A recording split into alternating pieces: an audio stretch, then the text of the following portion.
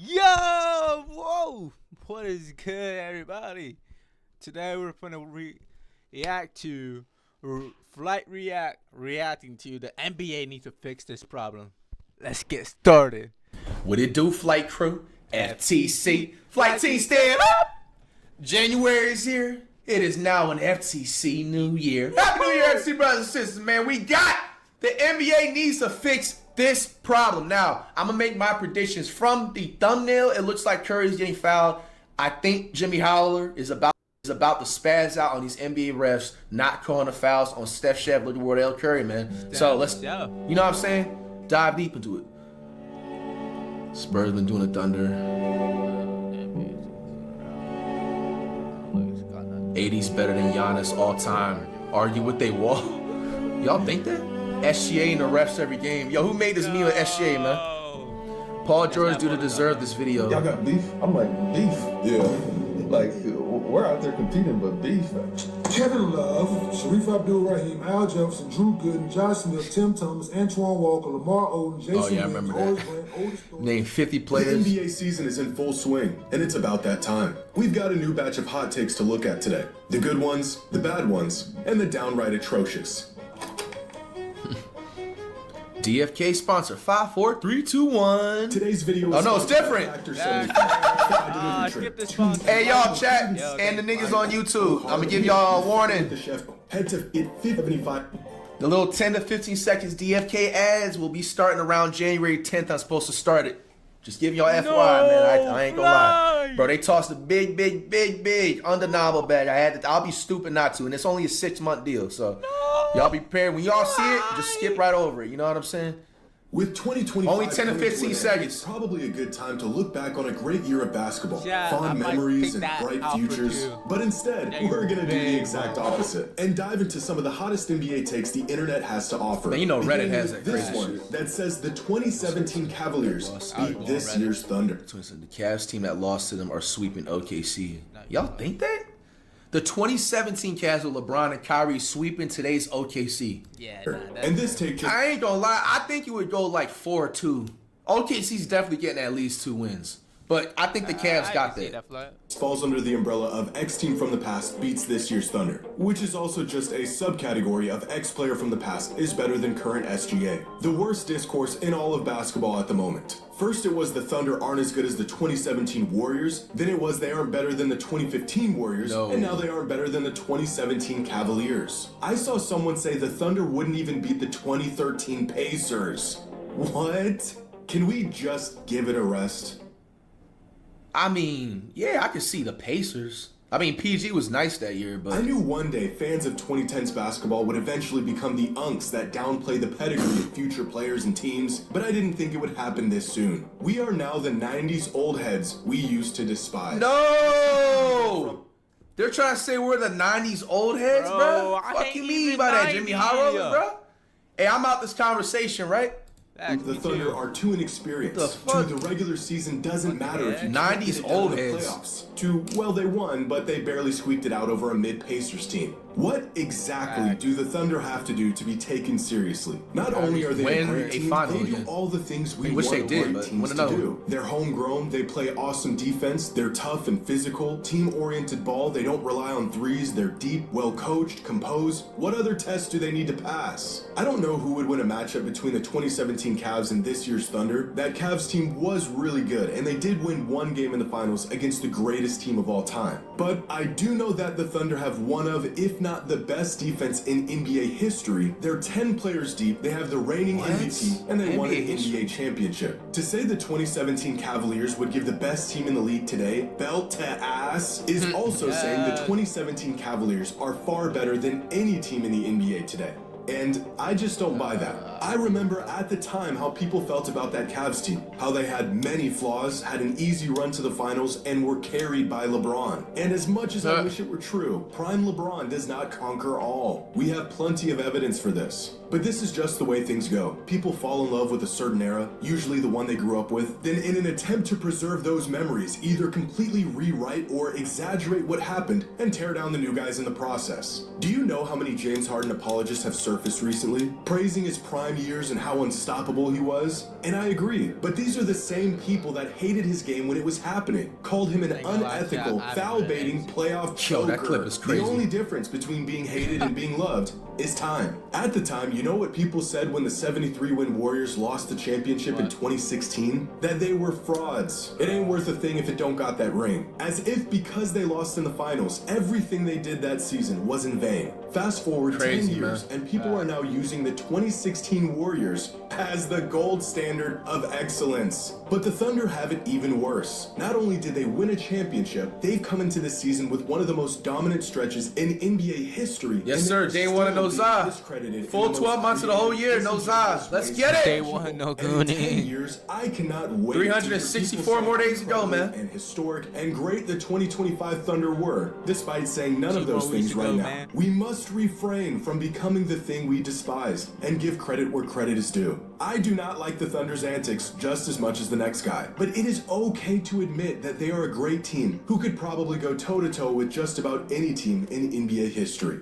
Now our next take says James Harden is more influential than Steph Curry. Come on, man. Come on, Rage dog. bait.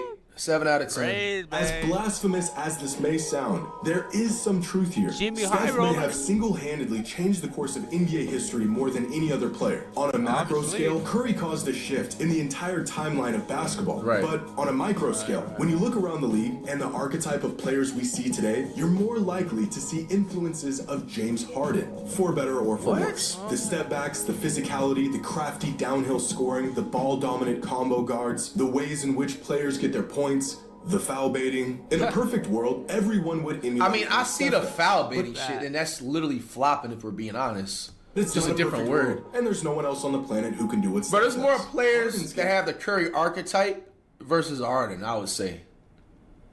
game, on the other hand, is replicable for a lot of players, and it's effective enough to convert those players into hardened successors. And this is probably where the natural course of the game was going to inevitably lead, but it was Harden who really perfected this ISO-heavy, change-of-pace, triple-threat style of play that we see littered throughout the NBA today. Oh, wait, in my fact, bad, it's such Jeff. a popular style that it has become essentially the default for most elite guards. So you're saying Even Trae from a Young and Harden historical play the same? perspective, Harden is one of a handful of players that changed the actual rules of the game and continues to have his tactics used by the league's best players. But Steph Curry is a singularity. He didn't just change the way players play the game. No, He that's changed okay. the See, game. that's I'm happy I seen that comment. Dudes basically said, then you're saying Curry is a special. No, just because a player has a Curry archetype doesn't mean he's Curry. Fact. A player can be able to shoot threes Curry's and do the Curry, same man. step Leave backs him as alone. Curry, but it doesn't look fluent and it's not consistent. That's the better correction to it. Not just Curry is a one-on-one. There's never going to be another NBA player Like I said, that's going to Curry is replicate Curry. Curry. It is, I can't say, you can't copy his game style, but consistently to make an actual basketball career out of it is unlikely. And basically what I was saying, you're more likely to have a James Harden replicated career than a Curry. That's basically all I'm his saying. emphasis on off-ball But you movement, can't his copy gravity and from paste Curry's 35 game feet style. out, It's and one-on-one. his demonstration as a Yeah. smaller guard being the best player on a championship-winning team. And his influence will be felt long after he retires. James Harden did change the game, but Steph Curry may be the biggest game changer in basketball history. Now this next take comes from Nick Wright, and it's an approach on the GOAT debate that I've never heard of before. So I have a theory. If Jordan never existed, and the universally accepted greatest player of all time was Kareem, because that's who it would have been, a guy like Tim Duncan would be in the GOAT debate. What people turned the GOAT debate into was not who's the greatest player ever, it's who reminds me of Michael Jordan the most. Which is why Kobe is probably a touch historically overrated, because he is the most similar to Michael Jordan. Right. But because Mike was considered the GOAT, people elevated Kobe past a guy like Tim Duncan, who's just objectively better than him. Instead of the question being, who's the greatest basketball player of all time, people asked that question, but what they were really asking is, who's the most similar to Michael Jordan? And those are not the same thing. Yeah. Nick is 100% right here. Wait. Michael Jordan was such an overwhelmingly dominant and popular player that once it was established that he was the GOAT, the goalpost shifted to who is the closest thing to Jordan competition. Even things like what the greatest player should look like or what their role on the court should be changed because of Jordan. MJ was many things, but first and foremost, he was a scorer. And so scoring became the overwhelmingly largest indicator of greatness. How a player moves, Jordan was graceful and explosive, and so the next guy must also move like a cat and and jump out of the gym. It wasn't who's the next great player. It was literally who's the next Michael Jordan. And of course, that player was Kobe Bryant. Many That's fans gonna be will me. even use the logic of if MJ's the GOAT and Kobe's the closest thing to MJ, then he must be the second greatest player of all time. And although I have Kobe higher all time than a lot of fans, I do think this approach has plagued and hurt these conversations for decades now. Despite Tim Duncan's incredible impact throughout his career, the fact that he looked, acted, and played nothing like MJ certainly did not help his GOAT case. I think we're seeing this. Bro, to compare Tim Duncan to Michael Jordan, that's like, bro. With Nikola Jokic right now. Because his game isn't super flashy, he doesn't play above the rim, and he doesn't look like an ultra-elite, world-breaking basketball player, some fans just dismiss the fact that he is one of the greatest players the game has ever seen. When Jordan retired, he wasn't just the GOAT, he was the blueprint. And if you weren't built from the same design, you were inherently penalized for it. However, as time goes along and the average basketball fan becomes removed from the days of MJ's cultural gravity, I do think we are moving away from this way of thinking. Impact and greatness comes in many different shapes and forms. And although Michael Jordan is the greatest player of all time, you don't have to resemble him or his game to be in that conversation. This is a great take. Now our last take comes from a disgruntled NBA viewer who says late game fouling has ruined the end of games. And I could not agree more. Watching the end of tight games these days is a special kind of torture. They say time travel isn't possible, but NBA teams manage to turn 30 seconds into 20 freaking minutes. And the worst part is, the only time— Y'all wonder why I don't watch full sports games, bro? Nah, imagine, you bro, gotta watch games you sport watching game, 3 hours, and then because like they're like trailing by like 4 or 5 points, they gotta keep fouling and shit. And just like you said, that 30 seconds turns into like half an hour, bro. Y'all lose my mind, bro. Is during good, close games, absolutely butchering all the excitement of the moment. Bro, stop rage bait me in the chat, man. Talk about Flight. You know you want to roll up? Nah, man. A couple weeks ago, new Flight, man.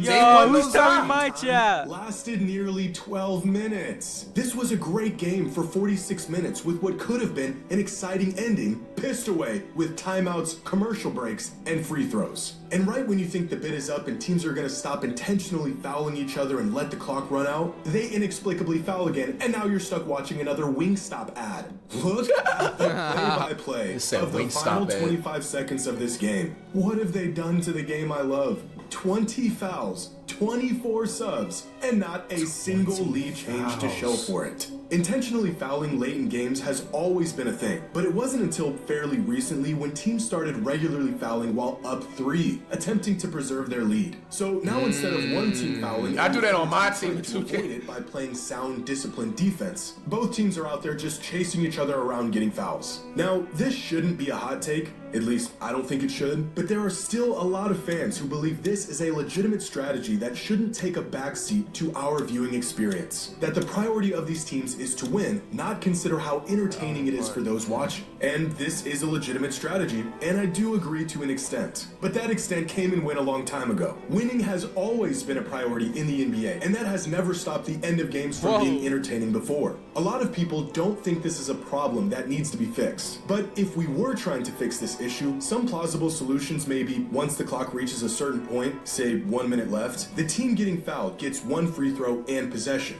Another suggestion some fans have made is 3 free throws on any intentional fouls committed beyond the 3-point line within the final minute of game time. But virtually every possible solution offered up inherently penalizes the team with the lead. So it doesn't look like 3 free throws on intentional fouls committed beyond the 3-point line. You don't see this tactic. Y'all agree with that new rule he's asking for? Fact. Do y'all agree? 3 free throws on intentional fouls committed beyond the 3-point line in the last minute.